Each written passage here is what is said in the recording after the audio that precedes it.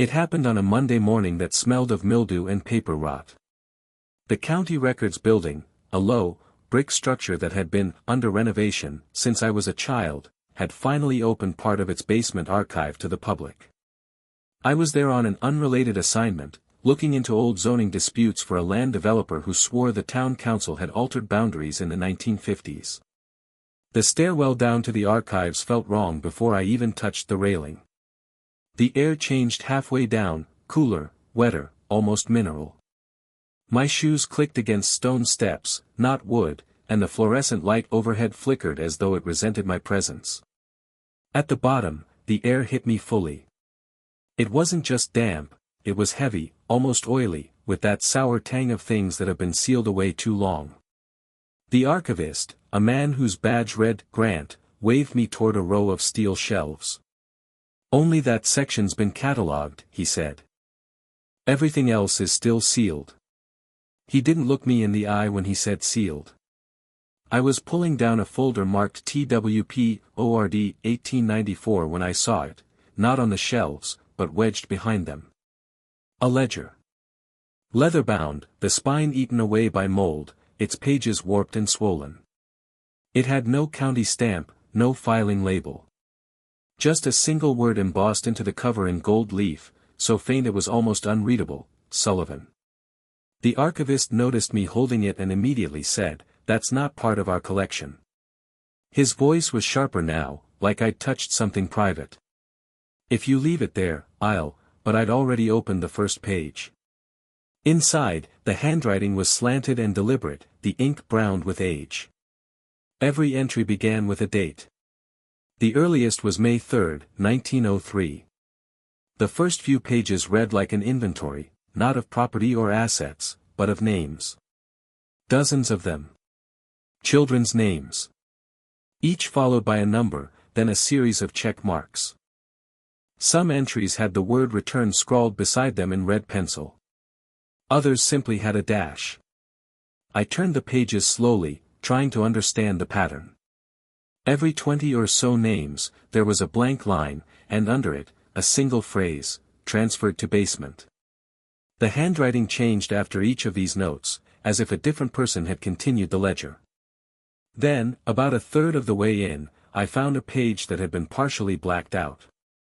Thick strokes of ink obscured whatever had been written there, but not perfectly.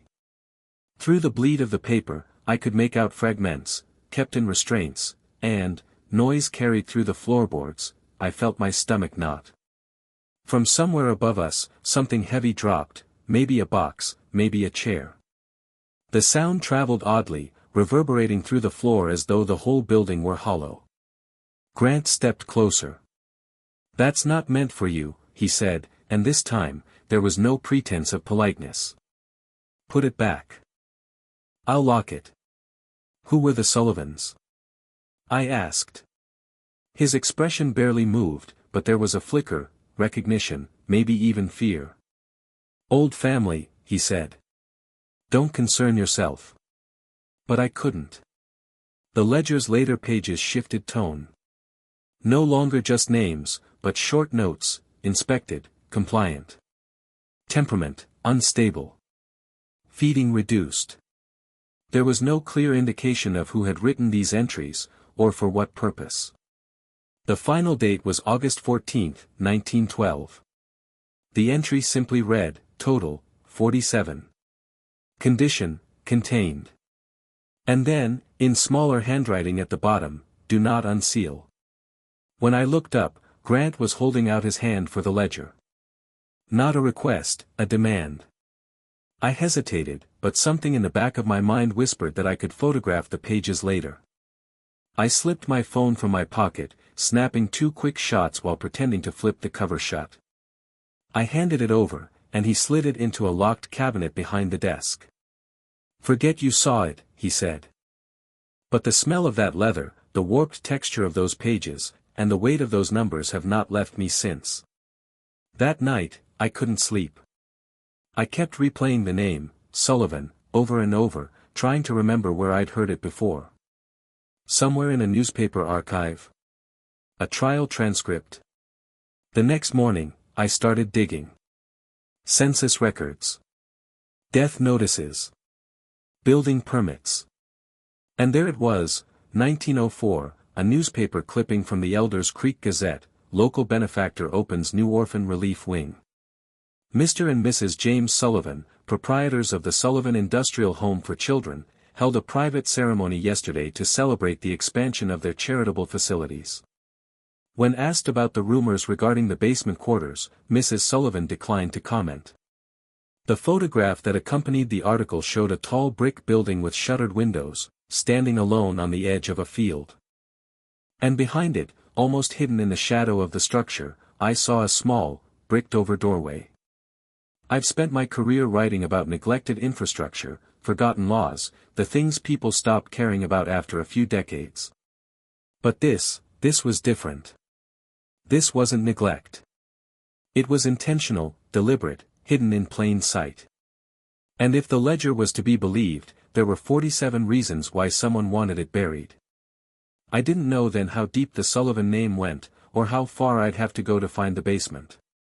But I knew one thing, I couldn't look away. It took 3 days of quiet digging before I found the first official record of the Sullivan Industrial Home for Children. Not in the county archives, those had been mysteriously misfiled, but in a 1906 state welfare report digitized by a historical society in Denver. The institution was described in almost saintly terms, under the stewardship of Mr. and Mrs. James Sullivan. The home provides moral instruction, vocational training, and shelter to disadvantaged youth of the Utah Territory. All wards are treated with Christian kindness and prepared for useful lives. The photograph that accompanied the report was staged, clearly. A row of children stood in front of the main building, their hair neatly combed, their eyes directed toward the camera. But the expressions, flat, resigned. Not a single smile among them.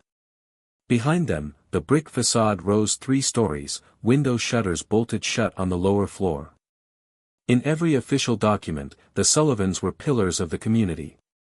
James Sullivan was a former rail company accountant who found his calling after witnessing the number of orphans left by industrial accidents and outbreaks of scarlet fever. His wife, Clara, was the daughter of a missionary doctor, lauded for her tireless Christian duty. Their mission was as much moral as practical. One pamphlet from 1908 declared, "We take in the abandoned and the troublesome alike, shape them to virtue through discipline, and remove the moral rot that would otherwise infect the body of our great nation." It was the kind of rhetoric you saw everywhere in the progressive era, reform cloaked in sanctimony. But as I dug deeper, a pattern emerged. The home's public ledger showed intake numbers year after year, 13 in 1903, 19 in 1904, 22 in 1905. But nowhere in the records was there any documentation of releases. No adoptions, no transfers, no aging out. Just steady, upward numbers until 1912, when the figure abruptly froze at 47. I called a retired county clerk, Evelyn Moore, whose grandfather had worked at the home as a maintenance man in the 1920s. She hesitated at first, insisting she didn't know much. But when I mentioned the ledger, she went quiet for a long time. "My grandfather told my father once," she said finally, "that the building was too quiet for that many children. He said he never saw them in the yard, never saw them come or go. They brought supplies to the kitchen and coal to the furnace, but no one ever left through the front door." When I asked her about the basement, she lowered her voice. He said the only time he heard children's voices was when he was near the boiler room. Said it wasn't playing he heard. It was more like chanting. Or crying. He could never tell which. The state inspection reports should have been my next logical stop, but the copies in the Department of Public Welfare's archive were suspiciously thin. Entire inspection years were missing. The few that remained contained vague, glowing assessments. One 1909 inspector's note read, "Premises found in order. Basement quarters suitable for temporary accommodation during winter months. Wards demonstrate obedience and calm under supervision." That last phrase lodged in my mind, obedience and calm. A good inspector would have looked for health, vitality, learning. Obedience was something you noted about prisoners. I tracked down the inspector's grandson, who kept his grandfather's old journals in a cedar trunk. Among the mundane entries about weather and crop yields, one passage stood out. Dated the same week as the Sullivan inspection, it read, "The walls down there are thicker than they need be." I did not stay long in the lower hall. The air was foul. Mrs. Sullivan insists the children are well, yet she would not let me speak to them directly. Mr. Sullivan kept a hand on my shoulder the whole time. Reading those words, I realized the Sullivans' image wasn't just the product of public ignorance, it was cultivated. There had been oversight, yes, but it was superficial, transactional. The final thread came from an unlikely source, a legal notice buried in the Elders Creek Gazette, dated November 2, 1913. It announced the transfer of the home's property to the Church of Our Redeemer, for the sum of $1, with the stipulation that all current wards remain under care until their natural conclusion. That phrase, natural conclusion, turned my stomach. It was a clause written by people who knew exactly what was happening, and intended to see it through. The more I pieced together, the more the Sullivans became less like charitable guardians and more like wardens. The home wasn't an orphanage in any modern sense. It was a closed system, one where children entered, and then disappeared from every record except the Sullivans' own. I found no record of any graves, no death certificates matching the names in the ledger. Yet Evelyn's grandfather recalled wagons arriving in the night, tarpaulin-covered and unmarked, leaving by the back road toward the old mining fields. By the time I closed my laptop that night, my notes covered half the wall of my office. Names, dates, photographs, quotes. And one question, underlined 3 times, what was in the basement? The more I looked, the more I realized the basement wasn't an afterthought. It was the institution's purpose. Everything else, the brick facade, the charitable press releases, the scripture-quoting founders, was camouflage. And the 47 children listed in that final ledger entry, they were the ones who never left. I thought the most disturbing part of the Sullivan home story would be the ledger. I was wrong. In the county courthouse microfilm room, I began pulling what few personal files I could find, adoption applications, welfare reports, handwritten letters supposedly from the wards themselves. But they didn't feel personal. The first was from a girl named Marjorie K., or so the typed header claimed. "I am thankful to be here. I work in the sewing room. We are safe and well fed." Her neat cursive signature was identical, down to the loop of the J, to another letter signed by Anna B. The paper, ink, and even smudges were in the same places. Word for word, the letters matched. They were templates, copied by someone who didn't care if the children remembered their own names. The deeper I looked, the stranger it became. Birth records for many of the children were missing entirely, no prior addresses, no parental names. Even photographs had been altered. The few group shots I could find had the same composition, children standing in rows, hands at their sides, eyes front. But the name labels on the back had been scratched over with thick graphite, leaving only deep grooves in the paper where letters had once been pressed. The strangest artifact came from an attic box in the Elders Creek Historical Society, a small slab of sandstone with names carved into it. At least, they had been carved. Every name had been chiseled over, replaced with a shallow cross. The curator told me the slab had been found bricked into an interior wall during renovations in the 1950s. No one knew why it had been hidden, or why the names had been destroyed. I met my first living connection to the home by accident. Evelyn Moore, the former county clerk I'd spoken with, called to say her neighbor's aunt, a woman in her late 90s, had spent time there as a child. Her name was Ruth, and she lived in a nursing home on the edge of town. When I visited, Ruth's room was spare but orderly. She sat in a wheelchair by the window, pale eyes fixed on a bird feeder outside. "Do you remember the Sullivan home?" I asked gently. At first, she said nothing. Then she blinked and said, "They told me my name was Mary." "Was that your name?" She shook her head slowly. "I don't. I don't remember my other one. Her hands trembled as she clasped them in her lap. They had a book. Every morning, you stood in front of it, and you said the name they gave you. If you didn't eat. She told me she could still hear the bell, a thin, metallic chime, that signaled them to line up and recite.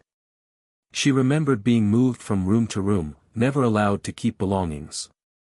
Birthdays weren't for us, she said. Only for the building. Every October, the building had a birthday.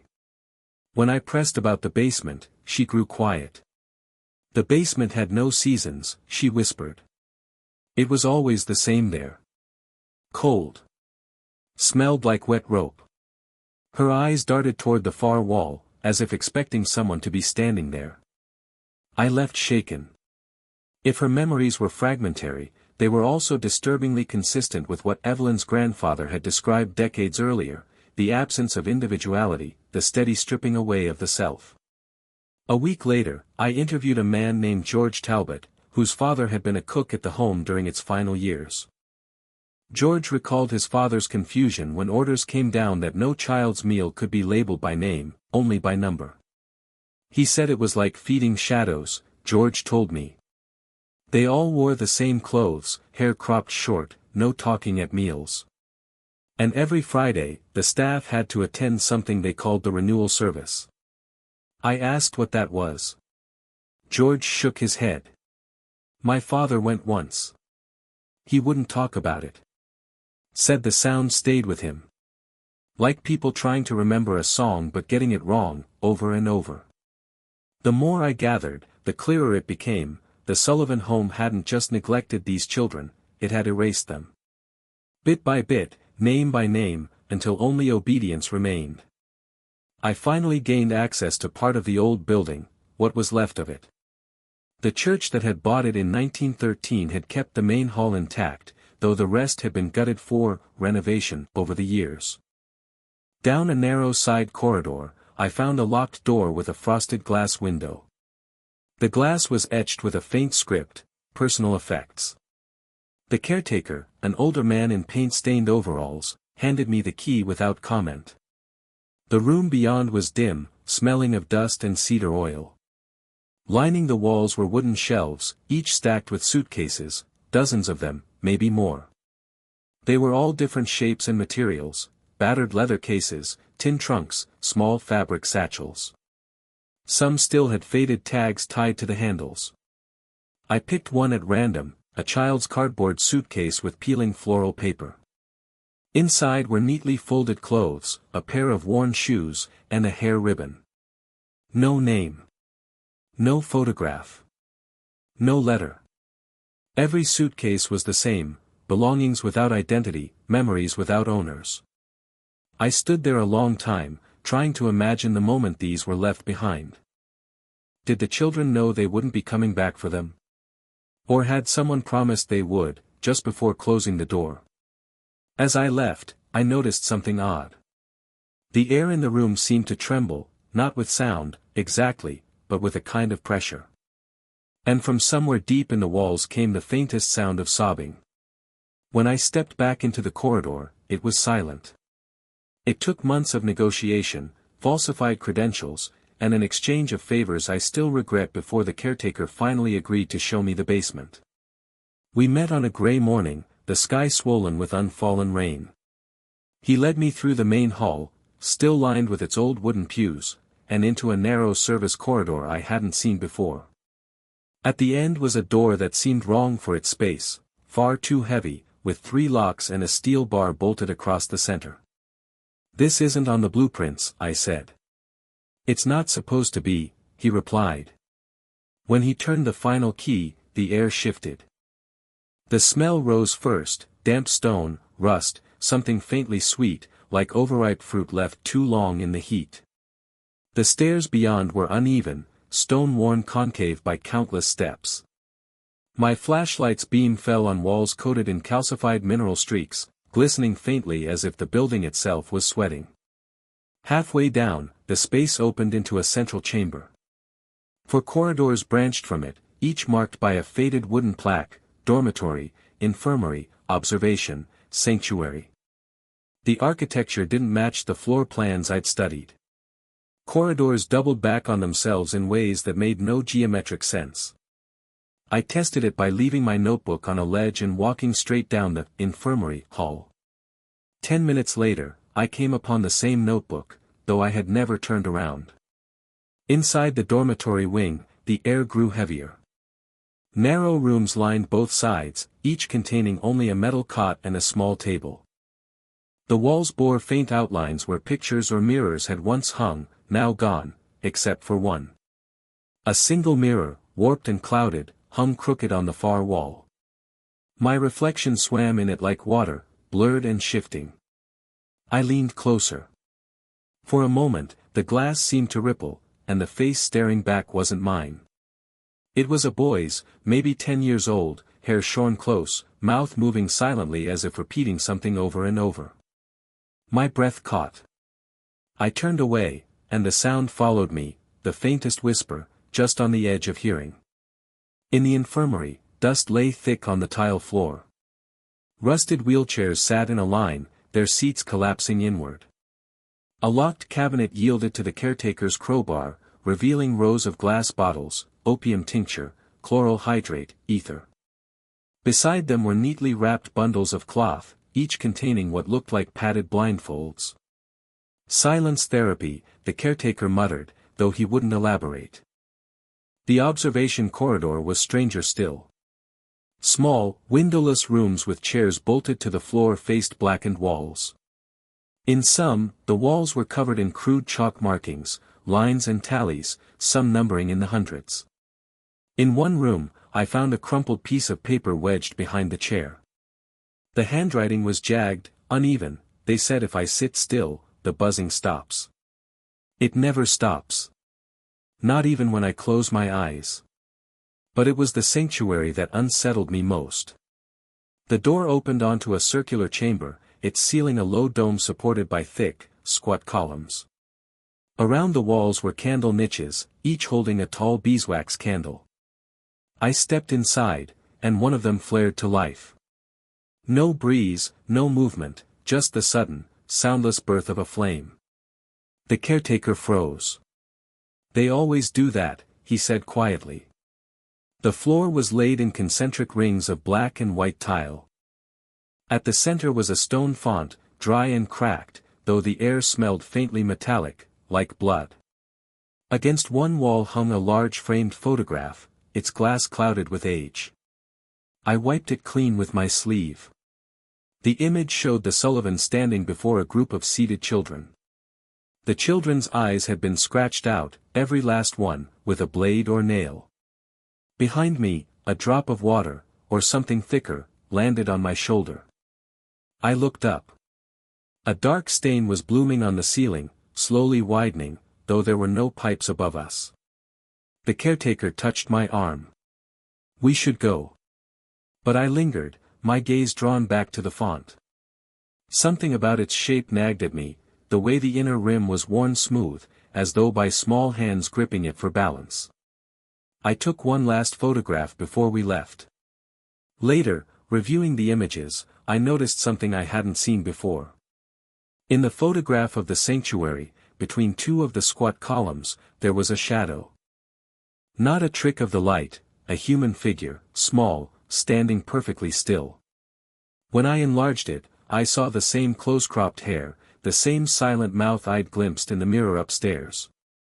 That night, I dreamed of corridors that looped endlessly, doors that led only to other doors. And somewhere, far below me, the sound of a bell, thin, metallic, ringing without pause. I'd thought the Sullivan home was an isolated horror, one grotesque outgrowth of a particular time and place. But a scrap of paper found wedged behind a drawer in the caretaker's office changed everything. It was a thin sheet, brittle at the edges, covered in columns of names and numbers. At the top, in faint, spidery ink, it read, Registry of Transferred Wards, 1903 to 1915. The names weren't just from the Sullivan ledger, many were unfamiliar. Next to each was a series of initials, BRA, SHM, CHE. At first, I thought they were staff notations. But cross-referencing with historical records revealed something far worse. They were other institutions. Bishop's Refuge Industrial, a vocational school in Colorado. SHM, St. Hilda's Mission for Girls, New Mexico Territory. CG, Calhoun House for the Enfeebled, Wyoming. All had the same founding window, 1890 to 1910. All operated under a charitable or church-affiliated guise. And all had vanished from public record after the 1930s, leaving only faint scars in land deeds and yellowed clippings. I traced the registry further and discovered that children were not simply kept, they were moved. Transfers occurred in cycles, usually every October, coinciding with what Ruth had called the building's birthday. The reason for the movement wasn't listed, but the numbers were precise, as if each location had a quota. In the Denver State Archive, I found a faded map tucked inside a census file. At first glance, it was an ordinary county outline. But small symbols, a cross within a circle, were inked in red across 6 states. When I overlaid them with the addresses from the registry, they matched exactly. The archivist, an elderly woman named Margaret, noticed my interest. "Those marks," she said, "I've seen them before." They called themselves the Order of the Fifth Veil. Always behind orphanages, retreats, schools. My father said they kept to themselves, but they had influence, judges, pastors, even newspapermen. Her father's name caught me off guard. It was the same as my great-grandfather's law partner. The connection gnawed at me, so I dug into my own family's papers. In a box of legal correspondences, I found a letter dated 1921. It was from a man named Reverend Paul Hargrove, addressed to my great-grandfather. "The transfer from Sullivan to Bishop's Refuge has been completed. The 47 have been apportioned according to the charter. May the veil endure." I read it 3 times, my pulse hammering. I had grown up believing my family's involvement with the town's history was civic-minded, founding committees, infrastructure projects. But here was direct proof they'd been complicit, even active, in the machinery of this network. When I brought the letter to Evelyn, she paled. "They called themselves the Daughters of Silence when women were in charge," she said. "When the men ran it, it was the order. But it was always the same thing, same symbol, same rules. And the children, they were never meant to leave." The same symbol appeared again in photographs from St. Hilda's, carved into headboards, stitched into uniforms, even pressed into the wax seal on official letters. It was the same mark I'd seen faintly engraved on the inner rim of the font in the Sullivan sanctuary. The breadth of it was dizzying. This wasn't a single institution's cruelty, it was a system spanning states, decades, and generations, hidden in plain sight behind the language of reform and moral uplift. In the Wyoming State House basement, I found the smoking gun, a bound ledger labeled Charter of Operations. It listed every facility by its coded initials, intake and transfer quotas, and special requirements for the October gatherings. The tone was cold, bureaucratic. One entry read, CHE, maintain auditory isolation for all wards under 7. Reintegration not authorized. Another, BRA, quota reduced to 12 following depletion event of 09. Maintain 3-year transfer cycle. That word, depletion, turned my stomach. It suggested something more than just loss, it suggested consumption. The final pages of the charter bore signatures, some recognizable from local history books, others belonging to long-dead clergymen, judges, and even a senator. And beneath them all, in elaborate ink, the motto, "Through silence, we preserve." I stared at that line until the archivist's voice startled me back. "We close in 15 minutes, she said, with the kind of pointed tone that implied I should leave sooner. Driving home, the reality settled like lead in my chest. The Sullivan home wasn't unique. It was one organ in a body so large that cutting it out would do nothing, the rest would keep beating, keep drawing breath. And my own bloodline had helped keep it alive. When I got home, there was an envelope wedged under my door. No return address. Inside was a single Polaroid photograph, taken recently. It showed the sanctuary in the Sullivan basement, the same font, the same concentric tiles. Only now, it was surrounded by children. Their faces were blurred. But on the wall behind them, freshly painted, was the symbol, a cross within a circle. Beneath it, in neat block letters, the 47 are never gone. I sat in the smallest room in the building, a records office barely wide enough for the desk between me and her. The only light came from a desk lamp that hummed faintly, its circle of yellow barely pushing back the shadows crowding the corners.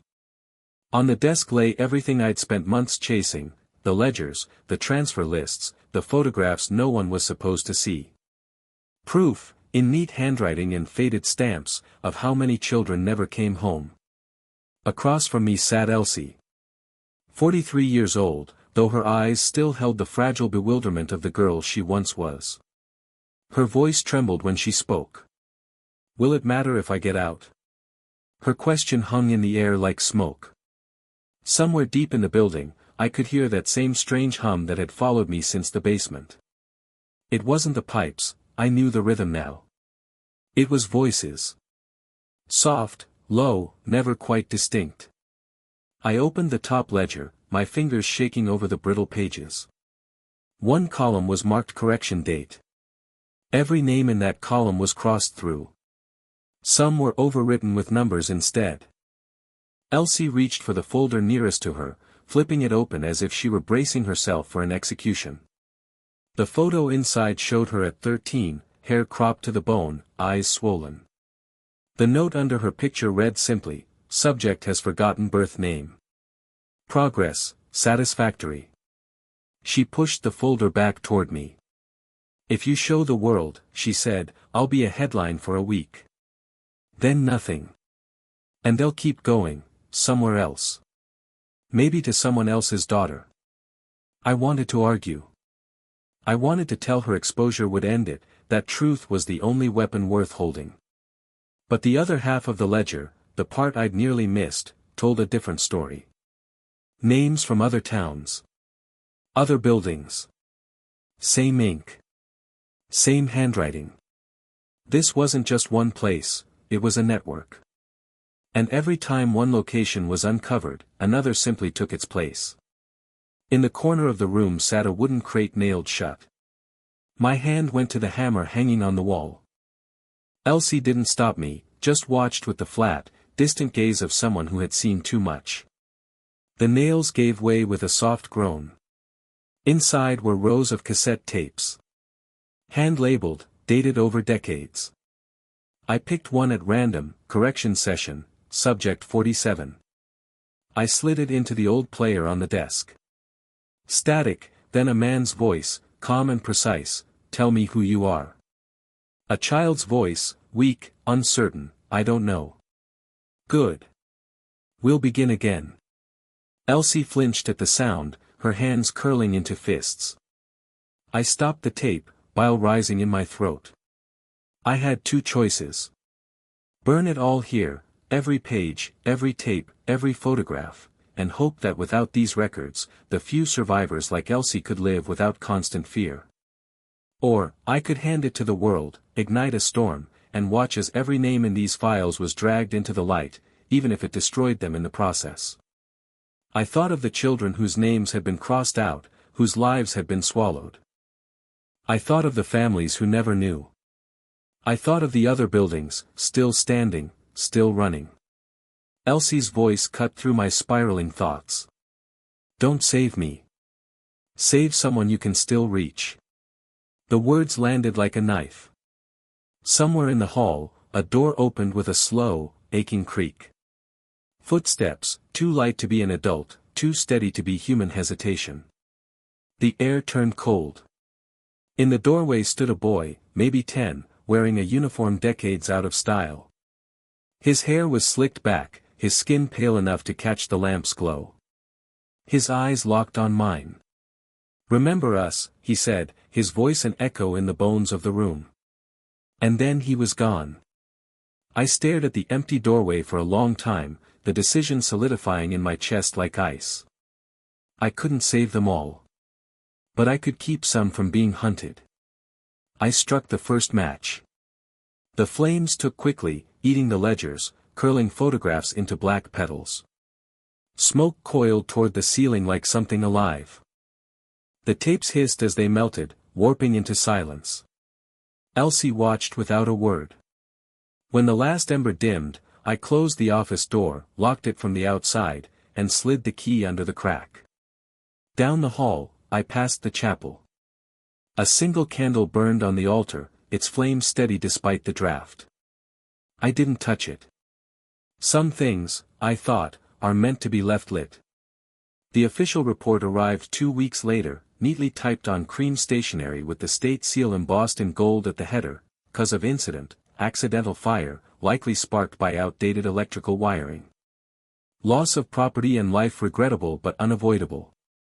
It was signed by a junior inspector whose name I could not place, as though the state itself had conjured him solely for this purpose.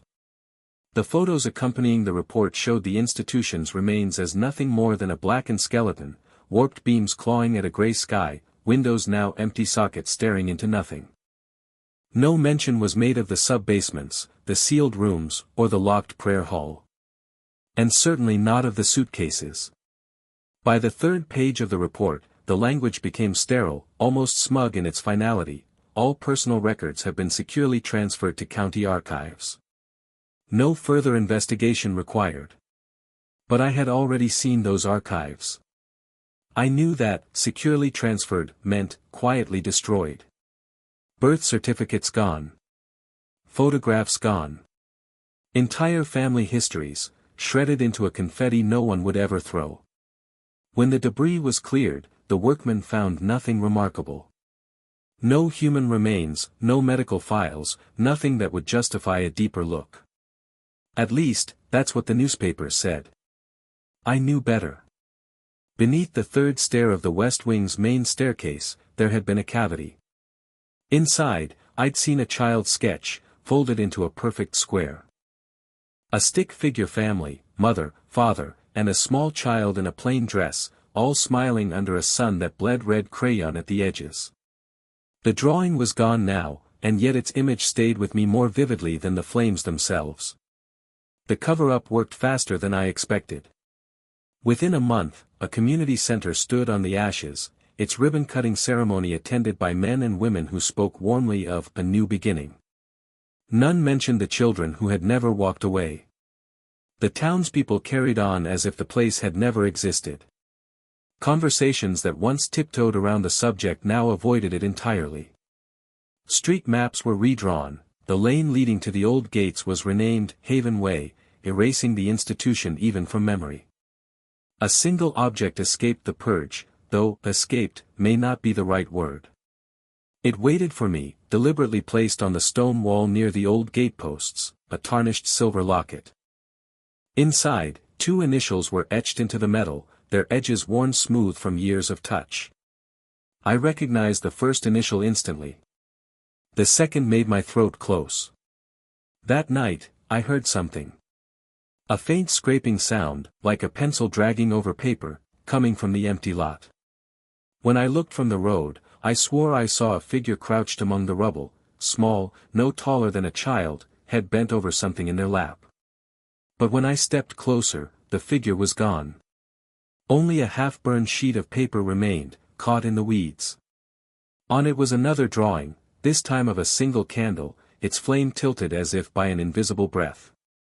I keep the locket and the drawing together in a box, though I do not open it often. There are nights when I hear the box shift slightly in its drawer, as if someone is moving the contents inside. The official line remains unchanged, repeated in archives, articles, and civic speeches, the unfortunate fire of '73, in which an abandoned property was lost. But every so often, in the quiet hour before dawn, I find myself back at the lot, standing in the center of where the prayer hall used to be. The earth there is softer, as though it has been turned and turned again. The first time I dug with my hands, I unearthed nothing. The second time, nothing again. The third time, I stopped digging when I felt something smooth and cold beneath my fingertips, the edge of carved stone. I brushed away the dirt just enough to see the first letter of a name before the rest disappeared back into the earth, the way memory itself retreats when you reach for it too quickly. It's better that way. The morning light always comes, and with it, the understanding that nothing I do will change what happened here. The real horror was never the screams, the locked rooms, or even the rituals. It was the silence afterward, the complete, compliant forgetting. As I walk away for the last time, I pass the spot where the gate once stood. The stone wall is empty now. No locket. No note. No sketch. Just the faint scent of candle smoke drifting against the wind. And I hear it again, a child's voice, so soft I can't be sure if it's in the air or in my own head. We were here. Don't let them say we weren't.